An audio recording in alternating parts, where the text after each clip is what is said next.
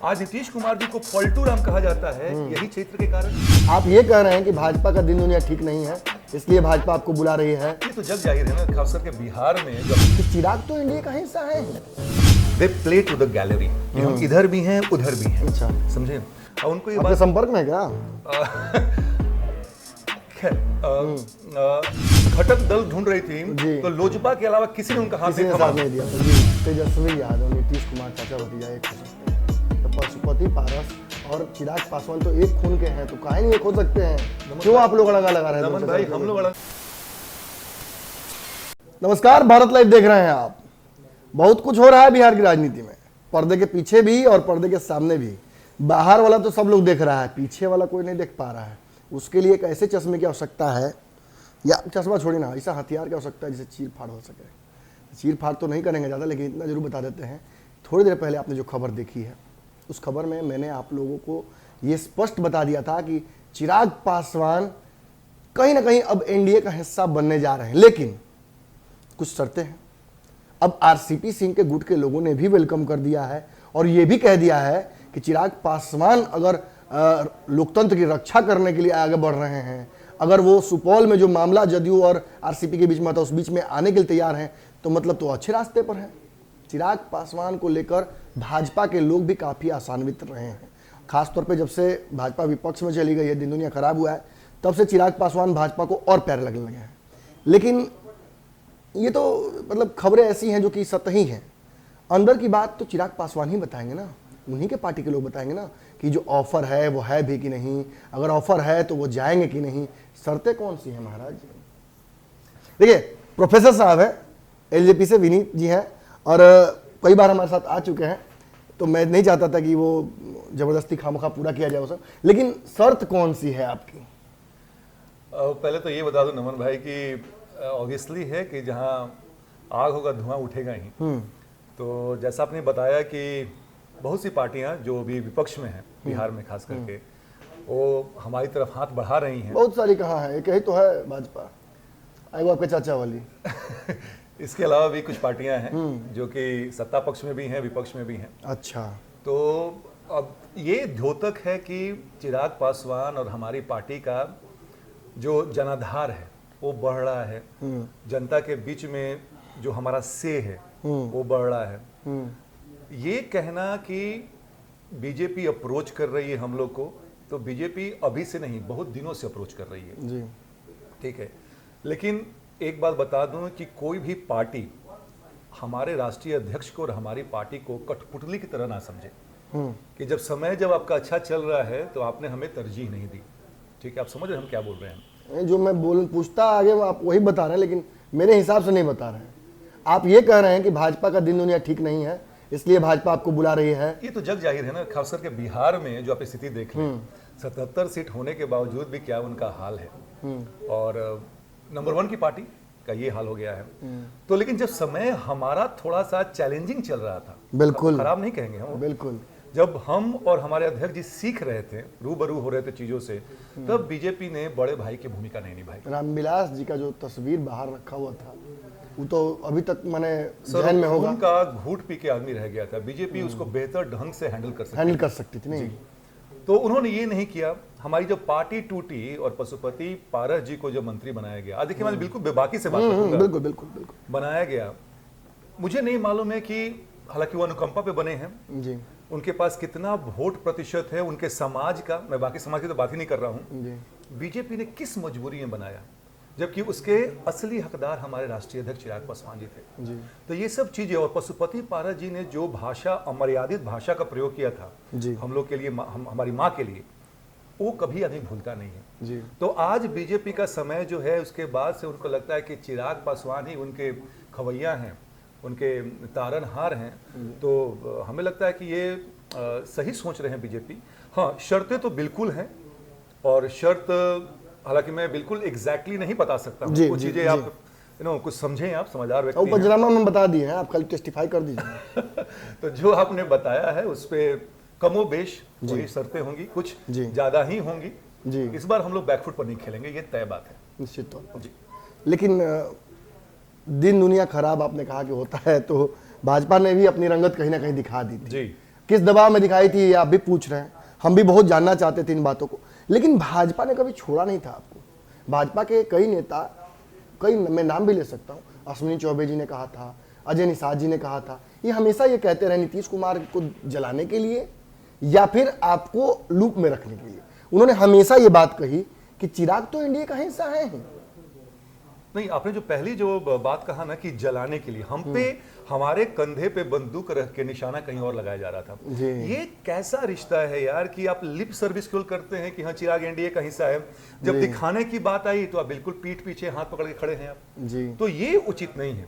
राजनीति में चिराग पासवान जी ने हमेशा कहा है कि आदरणीय प्रधानमंत्री, हमेशा से हम उनको आदरणीय मानते हैं, माननीय मानते हैं, क्योंकि हमारे बुरे समय जब हमारे संस्थापक साहब बीमार थे जी।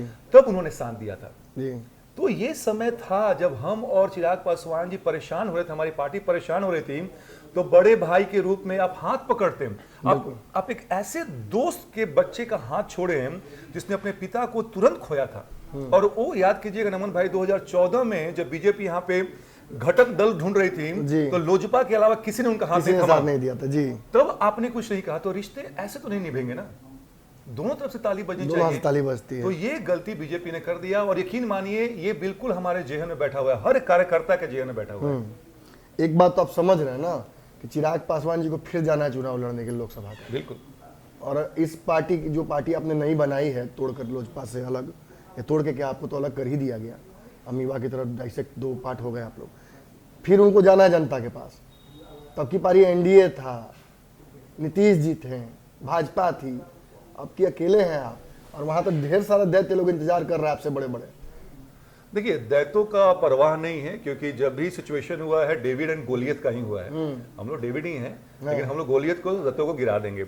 एक बात और जान लीजिए कि लोकतंत्र में जनता ही जनार्दन होती है, और हमारे अध्यक्ष जी ने हमेशा कहा है कि जब भी चुनाव होगा हम गठबंधन में जरूर जाएंगे, उससे हमें कोई गुरेज नहीं है हमें। लेकिन वो गठबंधन में जाएंगे जो हमारे बिहार फर्स्ट, बिहारी फर्स्ट के विजन डॉक्यूमेंट में अपनी आस्था रखता हो। खबर ये आ रही थी कि चिराग जी आ क्या रही है, ये खबर तैर रही है कि चिराग जी अपना क्षेत्र छोड़ के हाजीपुर आएंगे। देखिए, सेफ सीट खोज रहे हैं। नमन जी, ये कयास लगाया जा रहा है। हम बता देते हैं आपको कि चिराग पासवान जी जमुई से भी लड़ेंगे और हो सकता है कि हाजीपुर से भी लड़े। हाजीपुर से एक व्यक्तिगत कारण है, पशुपति पारस जी को हराना है जी। अगर वो खड़े हुए तो, या चिराग जी खड़े हों हाजीपुर से या कोई और खड़ा हो।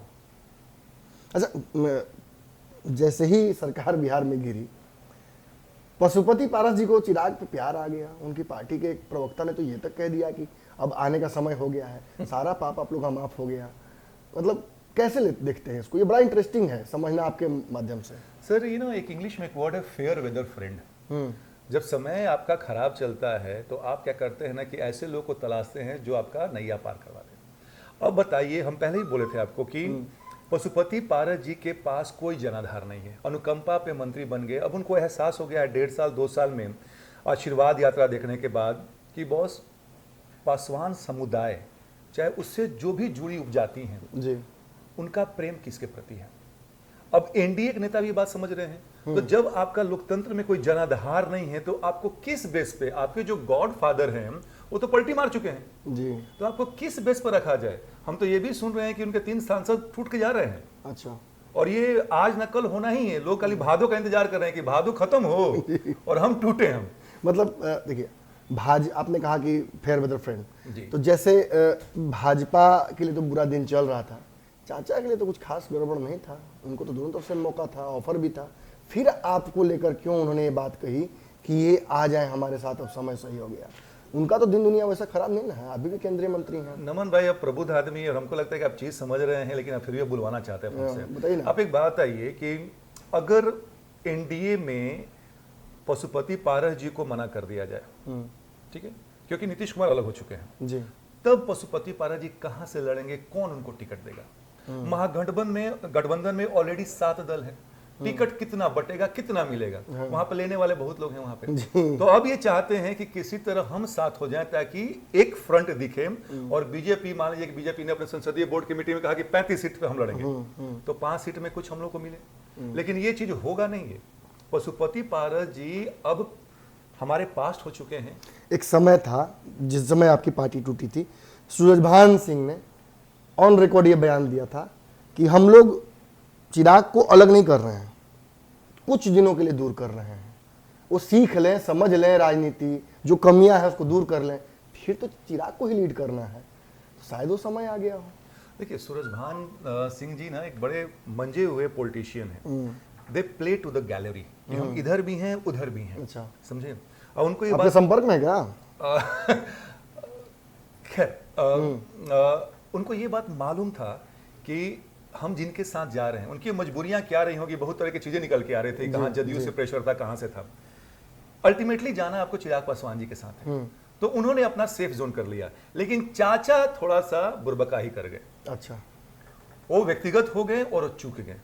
तो देखिएगा सूरजभान सिंह को शायद उतना घाटा नहीं हो जितना हमारे प्रिंस राज जी को, बिहार में को जी तेजस्वी यादव, नीतीश कुमार चाचा भतीजा एक हो सकते हैं, तो पशुपति पारस और चिराग पासवान तो एक खून के हैं, तो काहे नहीं एक हो सकते हैं?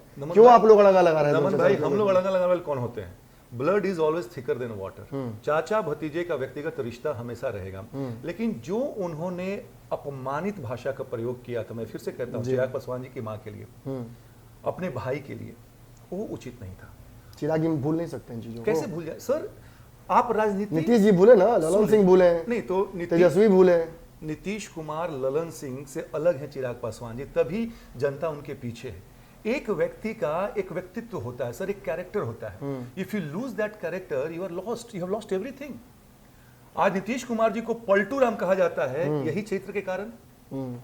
तो एक 71 साल का आदमी और एक 40 साल का युवा जो है अपना स्टैंड रखे हुए है, तो वो कभी नहीं होगा। और मैं फिर से बता दूं, 2019 का चुनाव चिराग पासवान जी ने, हमने लड़ा था नीतीश कुमार जी को हराने के लिए। पशुपति पारस जी के साथ भी व्यक्तिगत दुश्मनी है, भले चाचा भतीजा का रिश्ता कभी खत्म नहीं होगा, लेकिन उनके साथ कभी नहीं आ सकते हम लोग। अगर ये वीडियो पसंद आई और वह बिहार के राजनीति और बिहारियत से सरोकार रखेनी तो सब्सक्राइब बटन दबा के चैनल के सब्सक्राइब कर ली। ओजे एगो घंटी बा, ओकरा बटन दबा देला से कुल सटीक और मारक खबर रुआ मुफ्त में मिल जाई। अगर रुआ पत्रकारिता के हमनी के नया प्रयोग में सहयोग कर चाहतानी तो ज्वाइन बटन दबा दी। पेटीएम नंबर नोट कर ली 9386816700। धन्यवाद।